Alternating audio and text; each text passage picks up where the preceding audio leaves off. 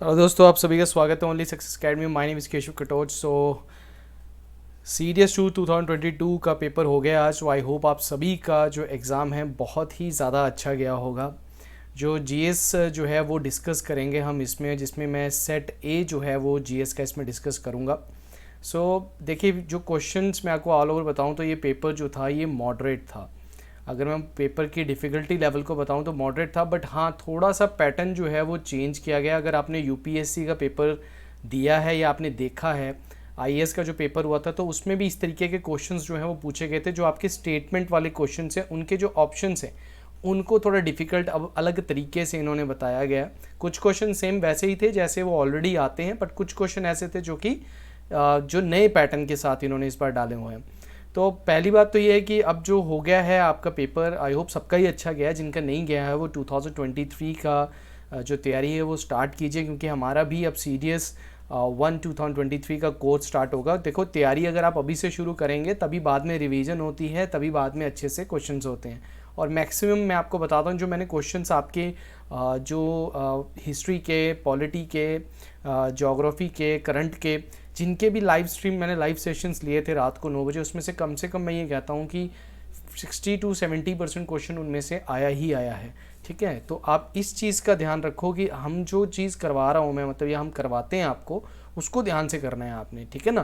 तो चलिए, इसमें मैं आपको सिर्फ आंसर की बताऊंगा। इसमें मैं आंसर की आपसे डिस्कस करूंगा, एक्सप्लेनेशन कम रखूँगा, क्योंकि बच्चे बहुत क्यूरियस रहते हैं कि यार हमें सिर्फ आंसर बता दीजिए अभी कि हमारे कितने हैं, फिर वो मैच करते हैं। और एंड दी एंड मैं आपको ये भी बताऊंगा कि OTA की जो कट ऑफ है according to OTA and IMA इस बार कितनी जाएगी। ओके, तो चलिए बढ़ते हैं हमारी फर्स्ट क्वेश्चन की ओर। देखो, फर्स्ट क्वेश्चन जो है ये कोल माइनिंग से रिलेटेड है। कि इन्होंने पूछा कि सबसे oldest government on coal mining कौन सी, प्राइवेट की बात नहीं की इन्होंने, फर्स्ट एंड ओल्डेस्ट।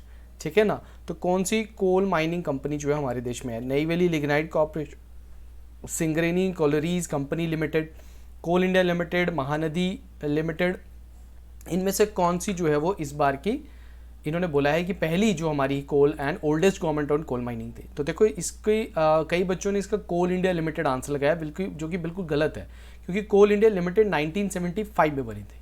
तो इसका सही आंसर है सिंगरेनी कॉलरीज कंपनी लिमिटेड, जो कि 1920 में बनी थी। ओके, नेक्स्ट क्वेश्चन है which one of the following is a tributary of Barak river in Manipur? मैंने आपको ज्योग्राफी के जब सेशन कराए थे तब आपको मैंने थोड़ा सा नॉर्थ ईस्ट के बारे में भी बताया था। और ध्यान में रखो कि वैसे भी आपको इसमें कोई डिफिकल्टी नहीं होगी, क्योंकि यहाँ पे अगर आप देखोगे सुबनसिरी, धनसिरी, मानस, ये तीनों की तीनों किसकी ट्रिब्यूटरी हैं? ये ब्रह्मपुत्र की ट्रिब्यूटरी हैं। तो जो ब्रह्मपुत्र की ट्रिब्यूटरी वो इसकी कैसे हो सकती है? तो आंसर क्या होता है इसका? A, Dhaleshwari is the right answer. उसके बाद पूछा है which type of vegetation will you find in the way as you travel from Bikaner to Konark by road by shorter distance? तो मतलब आप जा रहे हैं बीकानेर जो आपका राजस्थान में है, और कोणार्क टेम्पल आपने सुना होगा, दैट इज़ योर उड़ीसा। तो आप राजस्थान से उड़ीसा जा रहे हैं, तो राजस्थान से शुरू कर रहे हैं तो डेजर्ट होगा, और उड़ीसा में जा रहे हैं तो उड़ीसा में आपको मोस्टली मैंग्रोव फॉरेस्ट मिलेंगे। तो इसका बी आंसर था। ये आपको पहला और आखिरी से ही आपको यहाँ से आंसर जो है वो मिल जाना था यहाँ से। ओके, नेक्स्ट क्वेश्चन है कार्यवास। ये तो मैंने बिल्कुल आराम से आपको एक्सप्लेन किए थे जब हम हमारे क्वेश्चंस कर रहे थे, तो उसमें मैंने कार्यवास के ऊपर एक क्वेश्चन भी डाला था। तो बड़ा ही नॉर्मल क्वेश्चन जो है आपका आया हुआ है। These are lacustrine deposit, we will discuss that. क्योंकि लेकेस्ट्राइन डिपॉजिट क्या होते हैं? जो लेक वाली साइड पे जो सेडिमेंट्स मिलते हैं। पीर पंजाल रेंज में कश्मीर है, कश्मीर वाले रीजन पे मिलता है, और ये सैफरन के लिए फेमस है, ये हमने बताया आपको पहले। तो इसमें जो स्टेटमेंट है ये तीनों की तीनों, देखो ये इनमें इस बार इन्होंने बताया कि कितनी स्टेटमेंट इसमें सही है, 1 2 3। ये आपका पैटर्न थोड़ा सा जो है इसमें चेंज हुआ है। तो इसका आंसर जो था वो क्या था? C is the right answer. Next question इन्होंने पूछा है इंडियन स्टेट के बारे में, कोई कौन सी स्टेट है जिनके बारे में बताया? तो it is well known globally for its variety of rocks and minerals, it has the largest deposit of crystalline asbestos in the country, Neelam Sanjiva Reddy in Sagar hydel project. यहाँ से आपको एक हिंट मिल सकता था। तो देखो, संजीवा रेड्डी, अगर आप रेड्डी की बात करोगे तो साउथ की बात होगी, तो राजस्थान तो यहीं से कट जाता है, झारखंड, छत्तीसगढ़ तो कट ही जाता है। तो आंसर क्या होगा आपका? Andhra Pradesh is the right answer.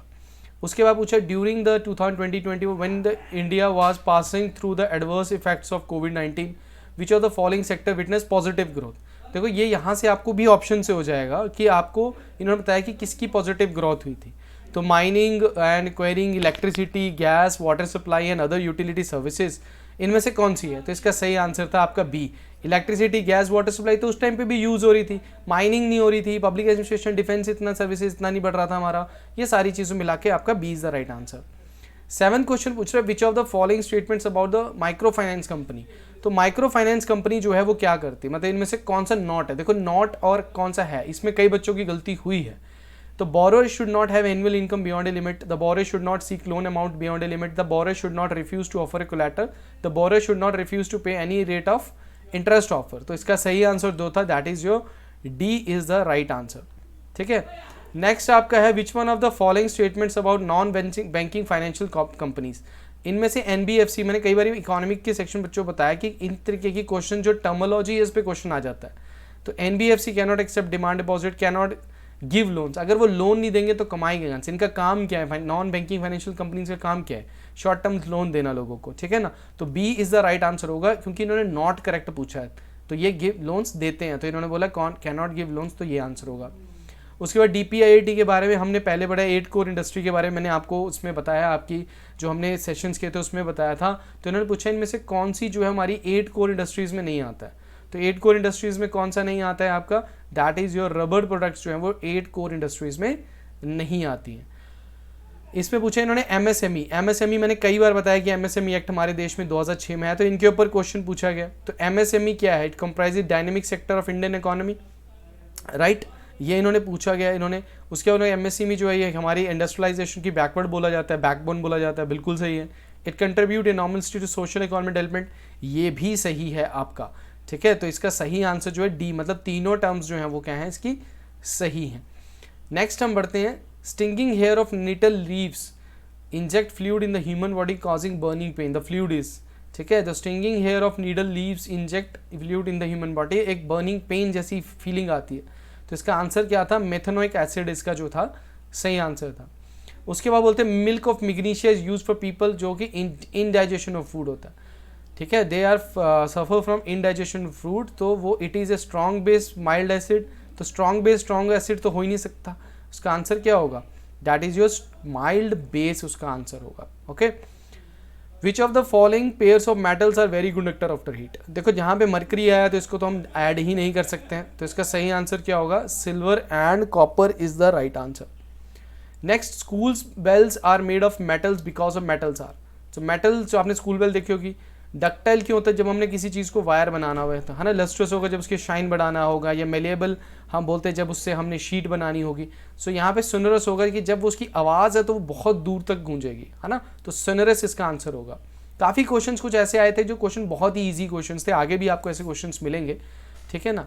So consider the following statement about the tincture of iodine. It is an antiseptic solution, iodine is kept in alcohol water mixture and concentration iodine is very low. तो इसका सही answer है that is सी, जहाँ पे तीनों statement सही हैं। आपने मैक्सिमम क्वेश्चन देखोगे तो सबकी ऑल ऑफ द जो क्वेश्चंस हैं वो आपको सही मिलेंगे, मतलब सब सही हैं यहाँ पे। C1A is not a electro या आइसो इलेक्ट्रॉनिक विद, तो K plus Mg2 plus S2 है या P3 माइनस, तो आंसर होगा इसका मैग्नीशियम 2 प्लस, ओके। अब प्लांट सेल की बात कर रहा है, प्लांट किंगडम से क्वेश्चन आपको आता है, एनिमल किंगडम से आपको कम क्वेश्चन आता है, बट प्लांट किंगडम से क्वेश्चन आता है। तो यहाँ पे प्लांट के बारे में इन्होंने पूछा है कि इसमें क्या होता है। Nucleus does not need a membrane but chloroplast are surrounded by their own membrane, nucleus and chloroplast are surrounded separately by their own membrane, and nucleus surrounded by membrane but chloroplast do not need membrane, and both nucleus and chloroplast are not surrounded by any membrane. तो इसका सही answer होगा, क्योंकि इसमें nucleus and chloroplast दोनों के जो होते हैं दे surrounded separately by their own membrane. उसके बाद पूछा है कि स्टार्च और ग्लाइकोजिन का जो काम है, इनमें से कौन सी स्टेटमेंट जो है उनके लिए फेवर में कर रही है? करेक्ट पूछा है। क्या पूछा है इन्होंने यहाँ पे? करेक्ट पूछा है। तो both starch and glycogen are found in plant cell, both starch and glycogen are found in animal cell, starch is present in plant cell and glycogen present in animal cell, and both starch and glycogen are present in a plant cell as well as in a animal cell। तो इसका सही answer जो होगा आपका that is starch is present in a plant cell and glycogen is present in a animal cell।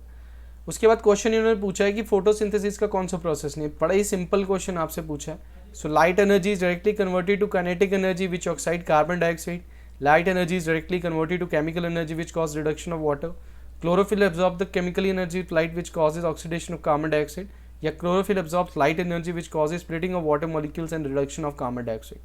So the answer should be the D. D is the very right answer of this statement. Okay. Next we will discuss that kwashiorkor जो है it's a form of mall nutrition is cause by deficiency. ये बहुत ही simple question था। Science के lectures मेरे offline में जब मैंने लिए थे तो उसमें बताया था कि किस से कौन सी डिजीज होती है। तो that is simple answer is deficiency of protein causes the kwashiorkor। Okay. Next, which one of the following pair of enzymes do not work at acidic pH. तो एसिडिक पीएच क्या होगा, 0 to 7 होगा तो उसे हम एसिडिक कहेंगे। तो trypsin and pepsin, chymotrypsin and pepsin, trypsin and amylase या पेप्सिन एंड एमिलीज। तो इसका सही आंसर होगा आपका trypsin and amylase is the right answer. Next, urea is produced by the metabolism of protein, carbohydrates, lipids या both protein and carbohydrates. तो generally इसका answer क्या आएगा, by the protein the metabolism of protein the urea is produced. Next, deficiency of iron causes, अगर deficiency of iron होगा तो क्या होगा हमारा, एनीमिया जो बीमारी है ये हमारे को होगी। देखो बड़े सिंपल क्वेश्चन आपसे पूछे गए, ठीक है। सो नेक्स्ट 24, दैट इज 24 का आंसर जो है that is A is the right answer. Next आपका 25, तो 25 का जो है आपका दैट इज जो D is the right answer, 0.5 A. And the pitch of the sound it depends on it. बड़ा वेरी सिंपल क्वेश्चन यार, बड़ा ही हलवा क्वेश्चन ये आया हुआ है आपका। The pitch of A sound wave जो है that is your by the frequency, that is frequency is the right answer. And the device used for measuring electric current किस पे मेजर करते हैं यार, बताओ भाई। इससे सिंपल क्वेश्चन क्या होगा, दैट इज एमीटर। तो आपको सिर्फ चूज करने, मैंने जब आपको एक वीडियो बना के दी थी जिसमें मैंने बताया था कि how to attempt a question paper of a CDS और NDA, then I tell you that about that कि आपका क्वेश्चन जो है वो सिंपल क्वेश्चन जहाँ पे आपको लगता है 100% क्वेश्चन आप कर सकते हो, 100% जहाँ पे आपको लगता है यही श्योर आंसर, उनको करो पहले, बाद में छोड़ दूँ बाकी होगा, ठीक है ना। सो अगर आपके 50 अबव के क्वेश्चन 60 तक आते तो very very good score in the GS. So 28 का जो आंसर है that is your B, a metal wire of length. ये जो आपका क्वेश्चन है जो फाइंड आउट करना है आपको, that is answer is B. उसके बाद है in India which one of the following is responsible for the implementation government of India policy all matter of concern है टेलीकम्युनिकेशन से रिलेटेड कौन करेगा, तराई करेगा। अभी आपके स्पेक्ट्रम जो सेल करते हैं वो कौन करता है, telecom regulatory authority of India ही करती है। तो इसका बी आंसर होगा। जेम्स वेब स्पेस टेलीस्कोप ये जो कि न्यूज़ में था, तो इसके बारे में कौन सी स्टेटमेंट करेक्ट है, that is your it is the largest observatory over the launch into space, it has been developed by NASA and the European जैसी कैनेडियन यूनिवर्सिटी। तो both statements are correct in this. Next, India has achieve the 10% ethanol blending, है ना। तो सबसे ज़्यादा ethanol हम किससे मिलता है, कसवा, मेज, शुगर इंडस्ट्री, वाइन इंडस्ट्री। बहुत बारी आपको करंट में ये करवाया गया है कि इथेनॉल ब्लेंडिंग जो है वो शुगर इंडस्ट्री होते हैं। जो मेरे करंट अफेयर के सेशंस होते हैं, वीकली करंट के सेशंस होते हैं, उनको ध्यान से पढ़ा करो, ये सारे क्वेश्चंस वहीं से बन जाएंगे आपके, ठीक है ना। नेक्स्ट है आपका ई रूपी, जो अभी प्रीपेड डिजिटल वाउचर जो बनाया गया, इसकी क्या महत्वता है या इसमें कौन कौन सी चीज़ें, इसमें स्टेटमेंट सही है। मैक्सिमम अमाउंट इसमें 1 लाख करते हैं, ठीक है ना। इसमें beneficiary can receive e rupee without having a bank account to receive repay mobile phone, हमें स्मार्टफोन। देखो स्टेटमेंट से पता लग रहा है ऐसा गवर्नमेंट कोई उनमें लगा लेगी ऐसी चीज़ जिसमें उनको एक पर्टिकुलर गरीब बंदा जो है वो उसको यूज़ कर सके कि नहीं कर सके। सो 1 and 2 है, तो इसका आंसर क्या होगा, 1 and 2 A is the option. Recently India first green house hydrogen based advance fuel cell electric vehicle was in launch, it has no tail pipe emission other than hydrogen, nitrogen, oxygen. Simple question, water होगा, H2O इसमें answer होगा, right. Next है आपका which one of the following language was is 8th schedule which is added by the constitutional amendment in 1967। So Khasi, Kashmiri, Sindhi. तो ये आपका answer होगा, यहाँ से सिंधी को ऐड किया था हमने। 34 जो क्वेश्चन है इसका आंसर सिंधी है, और इसका आंसर जो होगा आपका 21 अमेंडमेंट एक्ट 1967 होगा। तो इस बड़ा ही सिंपल क्वेश्चन आपसे पूछा गया, what are the Manigramam, Nanadesi and early medieval India, they are cluster of non revenue paying tax paying village level community groups, guilds of Indian merchants and literary society in the capital town. तो इसका answer होगा it is the guilds of Indian merchants. Next है the Dutch war defeated by Marthanda Varma और Travancore kingdom on the battle of. ये बहुत confusion question था, तो confusion ही मैं बोलूँगा टफ क्वेश्चन था। आप जनरली आप देखते हो कि आपके 120 क्वेश्चन होते हैं, तो अगर आप 60 क्वेश्चन अटैम्प्ट करते हो, 60 छोड़ते हो, तो 60 आप ऐसे क्वेश्चन को छोड़ सकते हो, इनको मत छेड़ा करो। मैं आंसर बता देता हूँ आपको, इसका आंसर जो है आपका दैट इज डी। बट आपको ये ध्यान में रखना है कि देखो ये 2 ऑप्शन तो आपके यहीं से खत्म हो जाते हैं। ये तालीकोटा वाला आपका ब्राह्मणी और विजयनगर के बीच में है, वैंडीवैच फ्रेंच, और इसके बीच 2 तो आपके यहीं से कैंसिल हो जाते हैं। तो ये ऐसे क्वेश्चन अगर आपने अच्छे से पढ़ा है तब आपका हो जाएगा, बट अगर फिर भी आप इसे छोड़ना चाहते हो तो छोड़ सकते हैं। और हाँ, आपको ये चीज़ बता देता हूँ कि मॉडर्न हिस्ट्री का तो इन्होंने नामो निशान ही बिठा दिया इसमें, ठीक है ना। इस बार मॉडर्न हिस्ट्री तो बिल्कुल भी नहीं आई आपकी।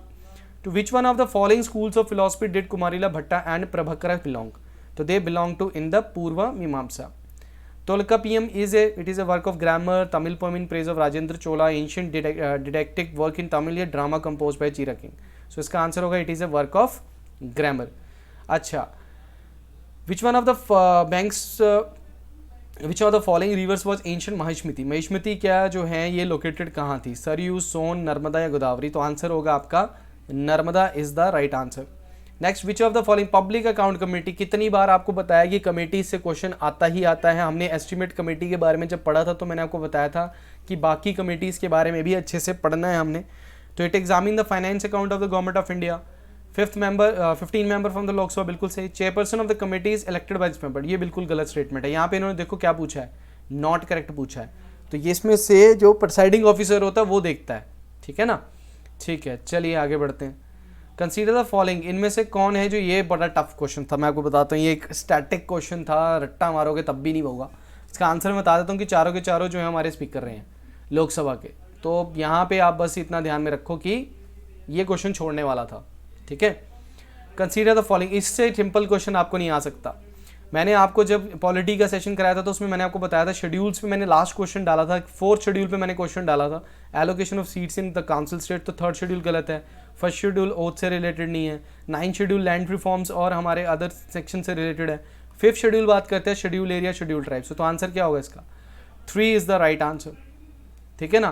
तो एक ही स्टेटमेंट जो है वो इसमें क्या है, सही है, करेक्टली मैच कर रहे हैं.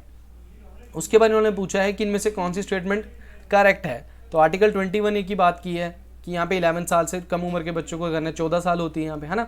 Every religious denomination has got absolute power under 26 of the constitution of India to manage its own affairs in matter of religion, ठीक है. Every religious denomination has got absolute power 26 of constitution to manage own affairs in the matter of religion. Only religious linguistic minorities find mention in the article 30 of the constitution is reference to right to establish educational institution of their choices. So इसका answer जो होगा that is your C is the right answer. Correct बताना था इसमें.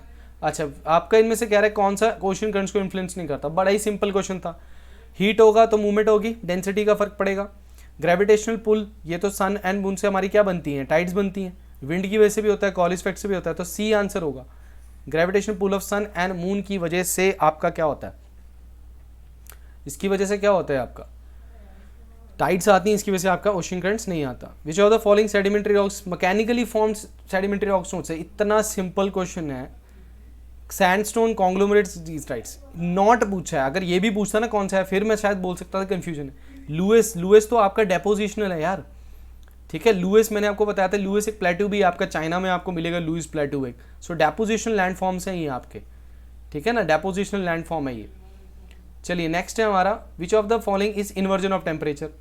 Temperature increase में increasing altitude, बिल्कुल सही. A long winter night with clear skies ideal situation. It is short term phenomena, is common all over the globe except at the poles. तो इसका सही answer है दैट इज डी. तीनों के तीनों स्टेटमेंट जो है वो इन्वर्जन ऑफ टेम्परेचर से वाकिफ रखती हैं, ठीक है ना.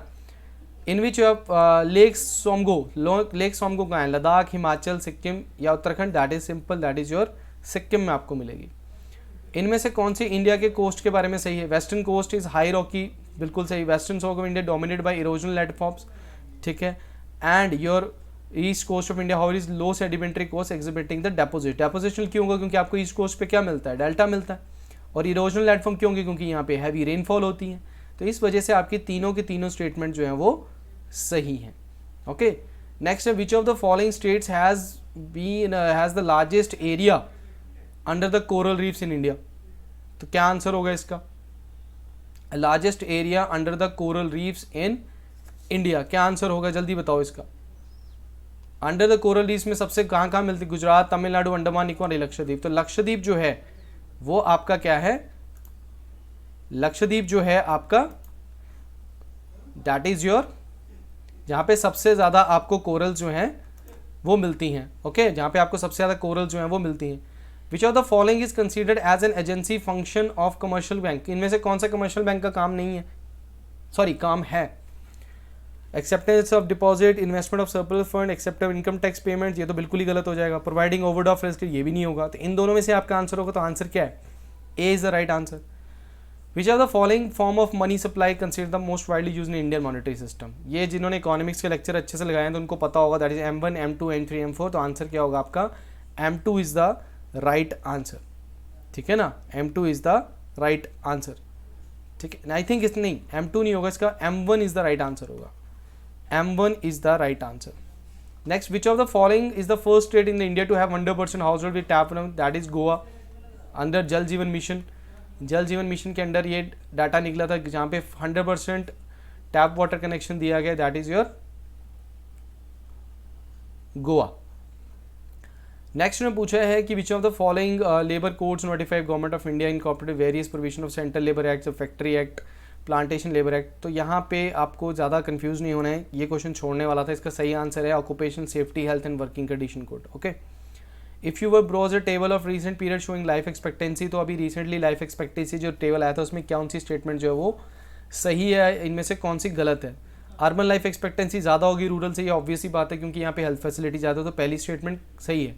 Mail life expectancy higher than female, ये स्टेटमेंट में इस बात है कि लाइफ एक्सपेक्टेंसी वुमेन्स की ज़्यादा है age compare to males. India का जो अगर लाइफ एक्सपेक्टेंसी देखोगे तो 68 to 69 के बीच में है, तो वुमेन्स का ज़्यादा है एज कम्पेयर टू मेल, तो आंसर इसका आपका होगा 54 का ए आंसर होगा।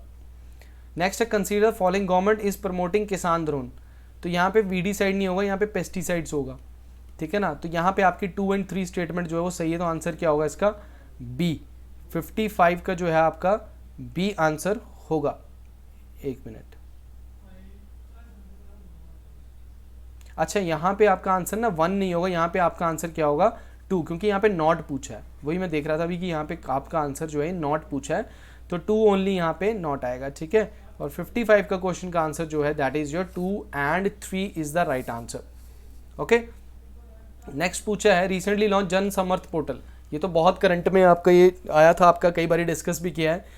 Provide single point access for the authenticated wealth information to citizen, assist farmer to access links to useful farming specific information, provide access to pan India e government service, provide link to government credit scheme. तो इसका answer क्या होगा, D is the right answer. Next India commission first liquid mirror test को कितनी बार, ये मैंने current affairs में आपको पढ़ाया, मेरे करंट अफेयर सेशन निकाल के देख लो, उसमें आपको एक क्वेश्चन मिलेगा, दैट इज एरीज आपको मिलेगा, ये आपको दिवास्थल में एरीज में ये आपको मिलेगा। नेशनल ट्राइबल रिसर्च इंस्टीट्यूट, ये भी हमने क्या बोलते हैं डिस्कस किया है, that is your New Delhi. Avani Lekhara, अगर आपने अखबार भी पढ़ा है ना तब भी आपको इसका पता लग जाएगा, Avani Lekhara related to shooting. Atmosphere planet Venus में क्यों है भाई, क्योंकि वहाँ पे सल्फ्यूरिक एसिड होता है, इसकी वजह से येलोइश क्लाउड्स बनते हैं, जिसकी वजह से सनरेज नहीं पहुँच पाती हैं, वहाँ पे एसिड रेन होती है, इसलिए वहाँ का टेम्परेचर भी हॉटेस्ट प्लैनेट भी आपका तभी है वहाँ पे आपको माना जाता है ना। तो ये कुछ सिंपल क्वेश्चन है। Patient abdomen element gland can be examined x-ray after administering which of the following metal salts in the patient's meal. So answer क्या होगा 61 का, दैट इज बेरियम सल्फेट। 61 का क्या आंसर है, that is A. Storage of biological tissues जैसे blood organ, semen, low temperature which is respond the usages of liquid hydrogen use करते हैं। देखो बेसिक साइंस आपसे पूछी गई है, साइंस के क्वेश्चन बहुत ज़्यादा है और बेसिक साइंस आपसे पूछी गई है। अगर आपका इंग्लिश में अच्छा स्कोर है 70, आराम से आपका OTA जो है वो क्लियर हो जाएगा। Joining a railway track iron oxide is made to react with, किसके साथ आयरन ऑक्साइड को रिएक्ट किया जाता है, दैट इज योर एल्यूमिनियम के साथ रिएक्ट किया जाता है। What was the Munzanik is in the medieval period? Munzanik in the medieval period is the catapult. Okay. Next question ये है match the following. Match the following में इन्होंने पूछा है कि ये लिटरेरी वर्क है, ऑथर बताना है। दूता घटोत्कचा, मृच्छोत्कटिपकम, कीर्तरुजिनियम एंड रवानवधा। तो यहाँ पे आपका आंसर जो है it is the answer is C, ठीक है। आपका दूता घटो ये आपका भाषा से आएगा, ठीक है। बी का आपका 3 है दैट इज शूद्र का, एंड आपका C is related to Bharavi and रवनिधा, या रवनधा इज रिलेटेड टू भट्टी। अच्छा, इन्होंने बताया कि बैटल ऑफ 10 किंग्स जो अर्ली वैदिक पीरियड में हुआ था वो कौन से रिवर के ऊपर हुआ था, तो that is your Purushni is the right answer. Bengal famine जो हुए थे वो किसकी वजह से हुए थे, हाई लेवल टैक्सेशन, बिल्कुल सही आंसर है कि हाई लेवल ऑफ टैक्सेशन की वजह से हुए होंगे। Which of the following work of अश्वघोषा, ठीक है। तो इसका आंसर जो है 68 का डी है। ये आपका क्वेश्चन आप छोड़ भी सकते थे क्वेश्चन को, ठीक है। नॉट द वर्क लिखा हुआ है यहाँ पे, तो ये चीज़ को आपको ध्यान में रखना है, वो खुद हाईलाइट करके देते हैं आपको ताकि आपसे गलती ना हो, ठीक है। नेक्स्ट इन्होंने क्वेश्चन पूछा है फैट इन ह्यूमन बॉडी। ये तो बड़ा ही सिंपल क्वेश्चन पूछा गया है आपसे। ह्यूमन बॉडी में जो फैट है, अगर आप स्किन के नीचे जो फैट देखते हो वो किस पे स्टोर होता है, दैट इज एडिपोज टिश्यू में आपका होता है। Which of the following is feature of the membrane, membrane का क्या फीचर है इसमें, layer of phospholipid molecule in which protein and cholesterol are embedded, bilayer of proteins molecule in which lipid and cholesterol are embedded, bilayer of neutral lipid in which proteins and cholesterol are embedded, and bilayer of neutral lipid lacking cholesterol and proteins. So इसका सही answer है that is your bilayer of phospholipid and molecule in which proteins and cholesterol are embedded. Which of the following parts of human alimentary canal can be maximum length किसकी होगी, that is your simple small intestine. Okay. Neck while forming the Indo Pacific economic framework, इनमें से कौन सा इसमें एक तरीके future negotiation के 4 पिलर में नहीं आता। देखो अगर यहाँ पे इकोनॉमिक पार्टनरशिप लिखी है तो यहाँ पे डिफेंस का क्या काम है, तो यहाँ का बी सिंपल यहाँ से आंसर आपका यहाँ से निकल आता है। ओके, नेक्स्ट आपका है the reason known as domestic. कितनी बार मैंने ये आपको करंट अफेयर में देखोगे, अप्रैल मई के करंट अफेयर निकालोगे तो उस टाइम पे ये दोनों की दोनों रशिया ने डिक्लेयर कर दी थी independent. So Donetsk and Luhansk related to Ukraine है। मैं यूक्रेन का आपको कई बार बताया कि आप रशिया और यूक्रेन के वॉर से रिलेटेड क्वेश्चन तो आपको बनेगा ही बनेगा। अभी ग्रे लिस्ट में किन को ऐड किया है, ये भी करंट अफेयर में हमने किया, that is Turkey and UAE को हमने ऐड किया है in the grey list. Extended fund facility ये कौन करता है, ये किसके कंट्रीज को असिस्ट करता है, IFAD international reconstruction development, united nation development programme या इंडिया मॉनिटरी फंड, तो that is your international monetary fund. ठीक है, अगर आपने श्रीलंका क्राइसिस को पढ़ा होगा, पाकिस्तान क्राइसिस को पढ़ा होगा, बांग्लादेश क्राइसिस को पढ़ा होगा और डिफरेंट कंट्रीज क्राइसिस पढ़ा होगा तो आपको उस टाइम पे ये करंट अफेयर में या न्यूज़पेपर में आपको ये डेफिनेटली देखने को मिला होगा। द टर्म इथीरियम, सोलाना, पोल्काडोट ये क्या है, देखो यहाँ इथीरियम पोल्काडोट तो आपने जनरली सुने होंगे, these are the crypto currency. तो बहुत ही ईजी क्वेश्चन हैं कुछ जो बिल्कुल जिसने नॉर्मल भी तैयारी किया ना उसको पता लग जाएगा। अच्छा, ये क्वेश्चन बड़ा टिपिकल पूछा नहीं कि सबसे ज़्यादा बारी प्रेजेंट रूल कहाँ लगा है। ठीक है, तो इसका आंसर मणिपुर था। कई बच्चों को पंजाब और मणिपुर में डिफिकल्टी थी, बट यहाँ आप लिखाओगे Manipur is the right answer. Electors photo identity card जो इलेक्शन कमीशन ने स्टार्ट किए थे, कब से स्टार्ट किए थे, that is your from the 1993 the government has started it. Okay, which of the following best describe the electoral system में placement, ये तो पता नहीं, ऐसा लग रहा है मुझे पिछले साल का ही क्वेश्चन उठा के इन्होंने डाल दिया हुआ है। तो प्रोपोर्शनल रिप्रेजेंटेशन, ये तो हमने पॉलिटी का जो सेशन किया पूरा, तो उसमें पूरे अच्छे से हमने इलेक्ट्रल सिस्टम को पढ़ा था कि कौन इसमें पार्टिसिपेट कर सकता है और कौन इसमें पार्टिसिपेट नहीं कर सकता है। तो देख लो तुम्हारे क्वेश्चन कहाँ से आ रहे हैं बच्चे। दोस्तों ये क्वेश्चन मैं आपको कितनी बार कहता हूँ कि इस चैनल को सब्सक्राइब कर लो, जितनी चीज़ें बताऊँगा आपका जीएस सेक्शन में 60 मार्क्स कहीं नहीं गए, इस चीज़ की गारंटी मैं लेता हूँ। 60 क्वेश्चन आपके कहीं नहीं जाएंगे, ठीक है ना। तो जितने भी आपको सेशंस करवाएंगे उनको पक्का अच्छे से पढ़ा करो। मनी बिल, बिल्कुल मनी बिल हमने डिस्कस किया प्रॉपरली, हमने आर्टिकल 110 को पढ़ा था, आर्टिकल 10 के साथ 117 हमने फाइनेंशियल बिल्स को भी पढ़ा था हमने इसके साथ डिटेल में। तो मनी बिल जो होता है इसमें क्या है, इसमें स्टेटमेंट नॉट करेक्ट है, तो ये इंट्रोड्यूस होता है काउंसिल ऑफ स्टेट में, can not be introduce, council have no power to reject, speaker decide करता है bill is a money bill, council of state has no power to discuss, ये ऐसा नहीं हो सकता। 14 दिन के लिए तो वहाँ पर डिस्कस के लिए जाता है, तो D is the right answer. Which of the following state have the bicameral लेज, बाई गॉड मैं इस क्वेश्चन को देख के ना मुझे ऐसे लगा कि भाई ये तो ऐसा लड्डू बड़ा फेंका है इन्होंने, बट कुछ क्वेश्चन इसको बच्चों ने इसको भी गलत करके आगे होंगे। कितनी बार मैंने बताया था यूपी बिहार इकट्ठे हैं, महाराष्ट्र कर्नाटका इकट्ठे हैं और आपका आंध्र प्रदेश और तेलंगाना इकट्ठे हैं। तो यहाँ पे आप देखो तीन चारों के चारों हैं, तो यहाँ पे आपका क्या आएगा 1 2 3 4 इज द राइट आंसर। अच्छा, यहाँ इन्होंने पूछा, ये भी क्वेश्चन मैंने आपके डिस्कस किया, ये तो मतलब इंडियन पॉलिटी का तो हमने जो सेशन लगाया है, मैं ये नहीं बोल रहा कि मेरा पढ़ाया हुआ ही सब आएगा, बट मैं आपको ये बता देता हूँ कि आपके 60 क्वेश्चन टू 70 क्वेश्चन की गारंटी मैं लेता हूँ। तो उनमें से यहाँ पे देखो आर्टिकल 21A हमने डिस्कस किया था, ये तो सीधा सीधा हमारे जो हमने 50 क्वेश्चन इंडियन पॉलिटी के किए थे उसी में ये क्वेश्चन आ गए। आर्टिकल 2002 86 अमेंडमेंट एक्ट 2002 के अंदर हमारा जो है राइट टू एजुकेशन जो है वो आया था। नेक्स्ट है, इनमें से जब हम हाइट से किसी चीज़ को फेंकेंगे तो इनमें से कौन सी चीज़ यूनिफॉर्म रहेगी, ऑब्वियस ही बात है एक्सेलरेशन उतना ही रहेगा, मोमेंटम काइनेटिक पोटेंशियल एनर्जी जो है वो आपकी बढ़ेगी, ठीक है ना। If an object is placed at the focus of a convection its image is, उसकी इमेज क्या बनेगी, that is your at infinity. Which of the following statement about the aperture of convection lens is correct, it is equal to radius of curvature, it is equal to its focal length, it is independent of its radius of curvature, it is equal to the half of it's focal length. तो right answer is the C is the right answer. अच्छा, when water, ये तो बड़ा ही normal question है, आप SSC के paper में भी आपने ऐसे क्वेश्चंस देखे होंगे, और अगर आपने प्रीवियस ईयर क्वेश्चंस किए हैं ना तो वहाँ पे भी आपको ये क्वेश्चन मिल जाएगा कि व्हेन वाटर इज हीटेड 0 से 4 उसकी डेंसिटी क्या होती है, बढ़ती है, घटती है, कांस्टेंट रहती है, first increase and decrease to its original value. तो तो इसका सही आंसर है that is it increases, water की डेंसिटी बढ़ती है। The acceleration due to gravity at the earth surface depends on, both mass and radius के ऊपर एक्सेलरेशन ड्यू टू ग्रेविटी जो है वो डिपेंड करता है, ये आपको ध्यान में रखना है, ठीक है।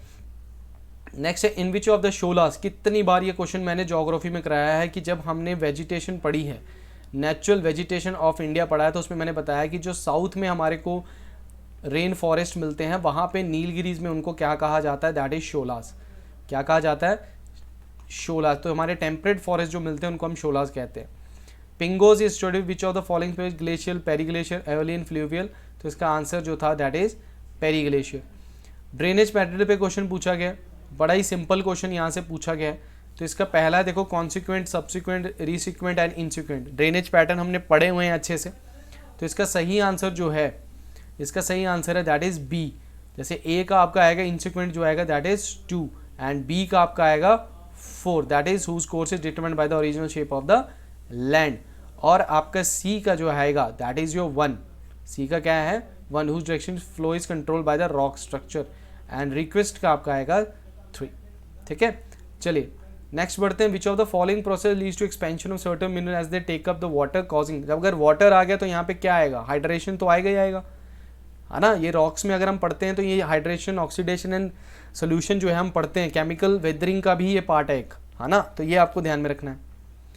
The Indian desert are also known as Marusthali, ये कौन से एरा में हमारा स्टार्ट हुआ, तो that is your Mesozoic era जो हुआ, इसका सही आंसर होगा। Which of the following are the Charvaka school of philosophy, Charvaka school of philosophy में धुरता, नया, सुशिक्षिता या विशिष्का, इसका क्या आंसर होगा, इसका आंसर है सी, 2 and 4 is the right answer. Sorry, इसका आंसर आपका होगा that is D, 1 and 3 is the right answer, ठीक है। देखो आपको लग रहा होगा कि मैं इसमें बड़ा फटाफट करा रहा हूँ, मेरा का सिंपल मकसद है कि आपको आंसर की बताना। आंसर की अगर आपको पता लग जाएगी तो आप अपने मार्क्स को क्या कर सकते हो, कैलकुलेट कर सकते हो, और फाइनल आगे फिर अपनी एसएसबी की तैयारी भी कर सकते हो। During the 8th and 14th century in the Sanskrit text inscription which is the following term was used to denote Muslims, ठीक है। तो इसका सही आंसर है दैट इज 1, 2, 3, तरुष्का एंड तजिका एंड परशिका, ये तीनों वर्ड यूज़ किए जाते थे। अच्छा, सीटेडल एक लोअर टाउन हमारे हड़प्पा संस्कृति में, और एक large cistern and series of, ये कहाँ मिलेगा हमारे को, दैट इज योर धोलावीरा में हमारे को गुजरात में दिखेगा, और ये हमारी यूनेस्को की वर्ल्ड हेरिटेज साइट भी है एक। Okay, iron steel made it possible for the armoured warriors to hit firmly in the horse without falling off, iron steel also allowed a cavalry. देखो ये थोड़ा सा कंफ्यूजन क्वेश्चन है, answer मैं इसका आपको बता देता हूँ। इसका आंसर आपका होगा C, both 1 and 2 is the right answer, but इस क्वेश्चन को आप लीव भी कर सकते हो, ये आपको ध्यान में रखना है। ओके, नेक्स्ट आपका आता है the British policy towards Afghanistan. मैंने क्लास की मॉडर्न हिस्ट्री में कई बार बताया कि अफगानिस्तान जो है उसके पॉलिसी जो थी, ये पहले रशियन इन्वेजन से बचने के लिए इसको अफगानिस्तान को एक कैप्चर नहीं करना चाहते थे, बट एक तरीके से चाहते थे कि उनके साथ इनकी बनी रहे ताकि वो रशियन इन्वेजन ना करने दें यहाँ पे, है ना। तो it weakening the Russian influence in the Afghanistan but not promoting a strong Afghanistan, मतलब रशिया का इन्फ्लुएंस अफगानिस्तान में खत्म करना चाहते थे ताकि वो नॉर्थ वेस्ट वाले रीजन में अटैक ना करें ब्रिटिशर्स पे। रिसेंटली ये तो मैंने आपको क्वेश्चन जो हमारा करंट के क्वेश्चन हैं, करंट का जो मैंने आपको सेशन चलाया था जनवरी, फरवरी, मार्च, अप्रैल और मई, जून का, उसमें मैंने बोला था कि ये क्वेश्चन पक्का आएगा और ये क्वेश्चन आया है, ठीक है, कि इनमें से किसने अपना नाम चेंज किया यूनाइटेड नेशन में, तो टर्की इसका आंसर था। मैंने उस टाइम पे कहा था कि शायद ये आपसे ये पूछ लें कि नाम क्या है, बट इन्होंने सिंपल पूछा कि किसका नाम चेंज हुआ है, तो टर्की का तुर्की है, इन्होंने नाम जो है वो कर लिया है। इसके बाद इन्होंने पूछा है कि स्विफ्ट में जो है जिसको हम बोलते हैं society of world wide internet interbank financial telecommunication, इसका जो मेन है काम क्या है, ग्लोबल फाइनेंशियल इंटेलिजेंस एजेंसी है, टेरर फाइनेंस डिटेक्शन सिस्टम है, या ग्लोबल मनी ट्रांसफर सिस्टम है, global stock market information sharing system है, तो it is a global money transfer system. Okay, P75 ये भी हमने डिस्कस किए, अभी आपने देखा होगा कि INS वगेला या रॉयल वगशीर, ये सारी जो हैं, ये से कि 6 स्कॉर्पियन जो हमारी सबमरीन्स हैं, इनको हमने ऐड किया P75 के अंदर, but these are the diesel electric submarines, ये आपको ध्यान में रखना है। तो यहाँ पे कई बच्चों ने न्यूक्लियर पावर सबमरीन्स कर दिया कि नहीं, ये डीजल इलेक्ट्रिक सबमरीन्स है हमारी। Okay, thermal high altitude area defence system, ये अभी न्यूज़ में था, तो ये आपकी कौन सी मिसाइल है, एंटी मिसाइल सिस्टम है, ये एयर लॉन्च क्रूज मिसाइल है, एयरक्राफ्ट नेविगेशन सिस्टम है, surface to air guided weapon है। सो इसका सही आंसर है that is your, it is a anti missile system, जो कि ये आपका यूज़ होता है। Okay, with reference to BrahMos missile, देखो ब्रह्मोस के हमने कई अच्छे तरीके से इसको डिस्कस किया है कि ये क्रूज मिसाइल है, 2.8 मैक मैंने जनरली क्लास में बताया। इसकी रेंज बताएगी, इसकी एडवांस रेंज अभी 350 किलोमीटर है, बट इसकी लोअर रेंज 290 किलोमीटर है, ये भी हमें पता है। पर इसकी 30 किलोमीटर तक जो है वो आपकी जो आपको मिलेगी 30 किलोमीटर तक जो क्रूजिंग ऑल्टीट्यूड है वो नहीं है इसका। तो इसका आंसर होगा A is the right answer होगा, 1 और 2 इज़ द राइट आंसर।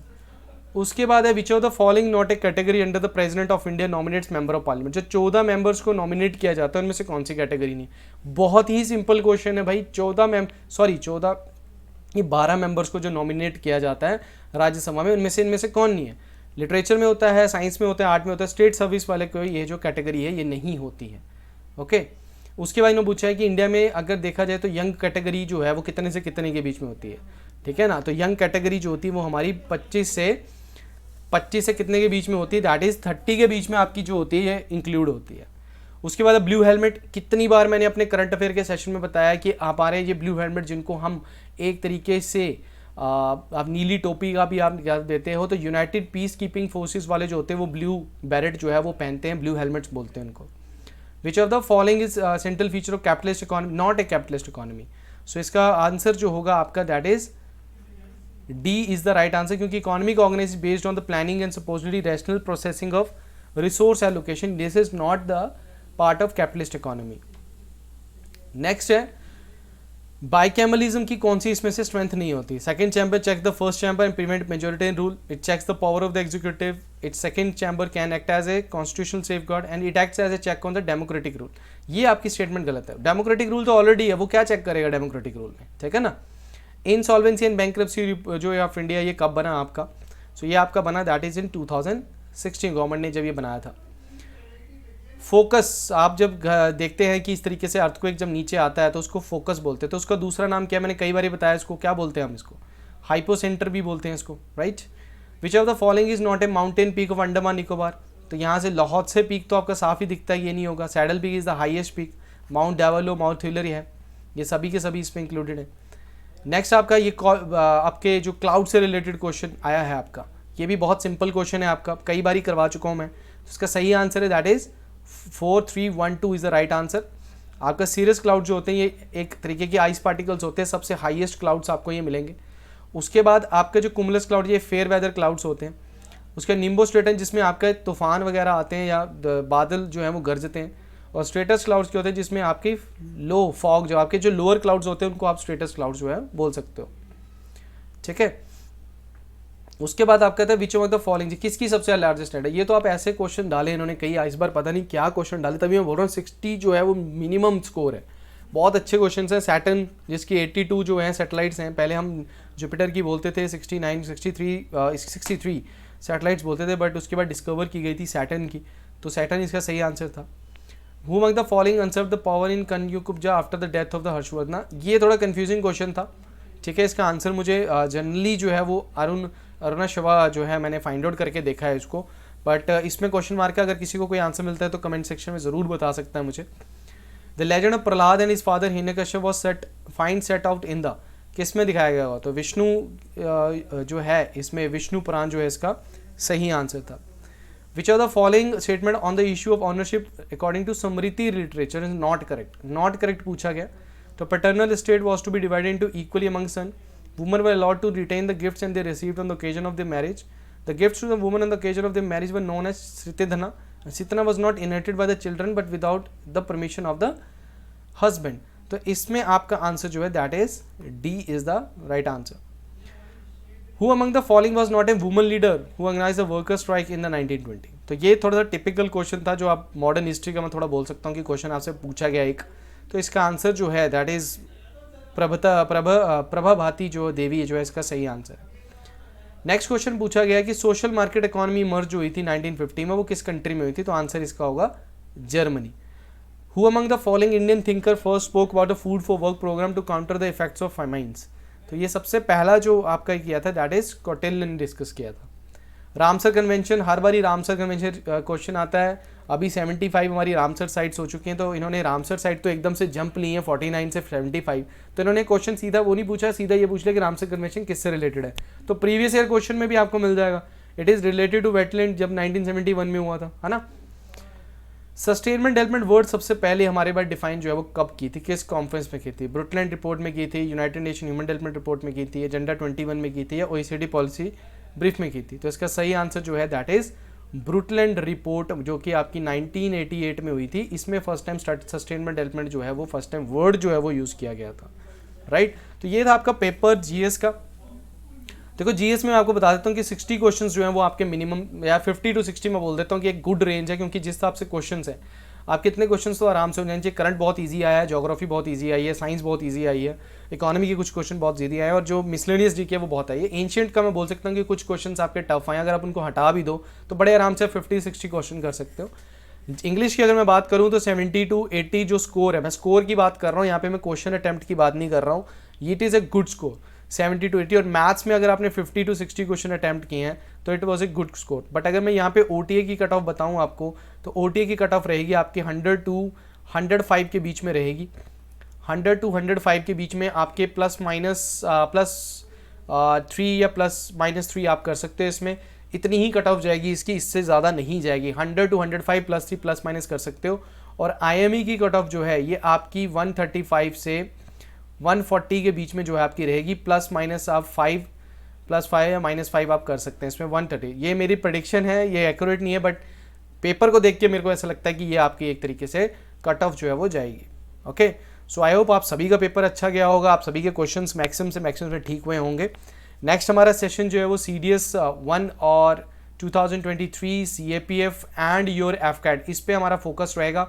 तो चैनल को सब्सक्राइब करना ना भूलिएगा। अगर आप चाहते हैं कि आपके जितने भी सेशंस हैं, जैसे मैंने बाकी बच्चों को बिल्कुल एक्यूरेट क्वेश्चन जो आए हैं, आप चाहते हैं आपके भी आएँ और आपका भी अगला पेपर जो है वो सक्सेसफुल हो, तो join the only success academy. यहाँ पे आपको कई सारी चीज़ें हैं, this is only for the GS channel. So specifically GS के लिए अगर आप ज्वाइन करना चाहते हैं तो आप डिस्क्रिप्शन में दिए हुए नंबर पे मुझे कॉल कर सकते हैं, मैसेज कर सकते हैं। We will help you for this. अगर आपको कोई भी प्रॉब्लम है रिगार्डिंग एनीथिंग तो आप मुझसे डिस्कस कर सकते हैं। सो तब तक के लिए thank you very much and all the best.